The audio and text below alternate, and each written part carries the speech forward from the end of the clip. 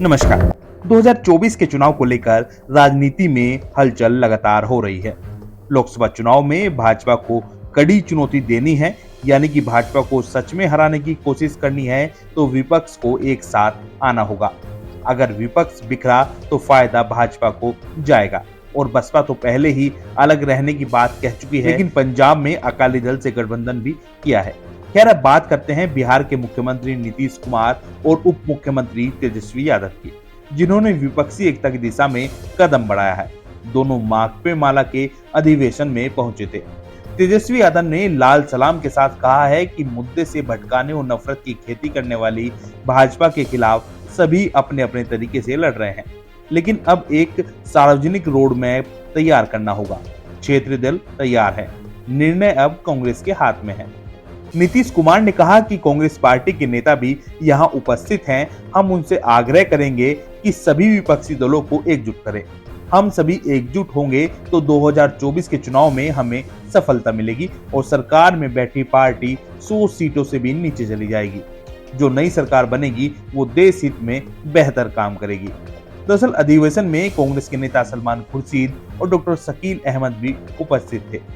विपक्ष को एकजुट करने की सबसे ज्यादा जिम्मेदारी कांग्रेस पर ही है और विपक्ष की एकजुटता को वास्तव में बड़ी चुनौती भी माना जा रहा है।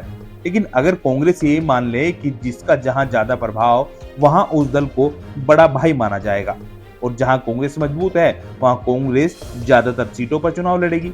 लेकिन अगर कांग्रेस ये समझौता नहीं करेगी तो विपक्षी एकता कैसे बन पाएगी, ये बड़ा सवाल है। और वर्तमान राजनीति में तीसरा, दूसरा, चौथा मोर्चा भी कोई कमाल नहीं दिखा सकता। कांग्रेस को देश में महागठबंधन की पहल करनी चाहिए। 2024 के चुनाव में अब 15 महीने से भी कम समय बचा है और देश के चुनाव के लिहाज से यह समय ज्यादा नहीं है। इसलिए कांग्रेस और अन्य सभी दलों की एक बैठक होनी चाहिए जिसमें कम से कम शुरुआती चर्चा तो शुरू हो। लेकिन कांग्रेस के नेता जयराम रमेश बयान दे रहे हैं। वह कह रहे हैं कि कांग्रेस के बिना कोई विपक्षी गठबंधन नहीं हो सकता है और कांग्रेस के बिना कोई भी गठबंधन विफल हो जाएगा।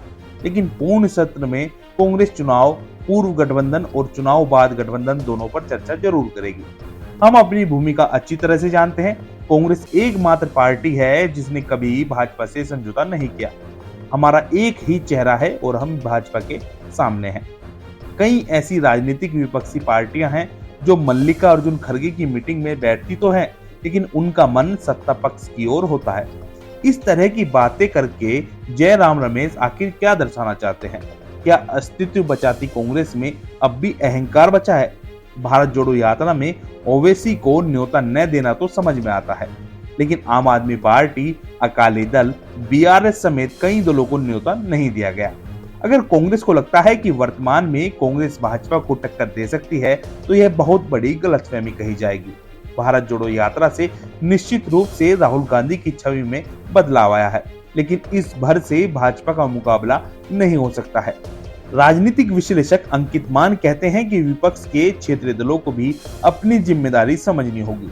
ज्यादातर विपक्ष के दल एकजुट हों जिससे जनता में यह संदेश जाए कि भाजपा को चुनौती देने या हराने में ये विपक्ष सक्षम हो सकता है। अगर ऐसा नहीं होता है तो फिर शायद सत्ता परिवर्तन ख्वाब ही रह जाएगा, क्योंकि विपक्ष का वोट बढ़ जाएगा।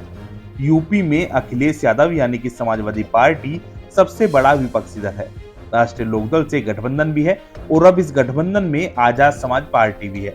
ऐसी स्थिति में अगर यूपी में कांग्रेस अकेले चुनाव लड़े तो शायद ही अमेठी और रायबरेली के अलावा किसी सीट पर बेहतर स्थिति कही जा सके, यानी कि 80 सीटों में से सिर्फ 2 सीट पर कांग्रेस ठीक चुनाव लड़ने की स्थिति में है।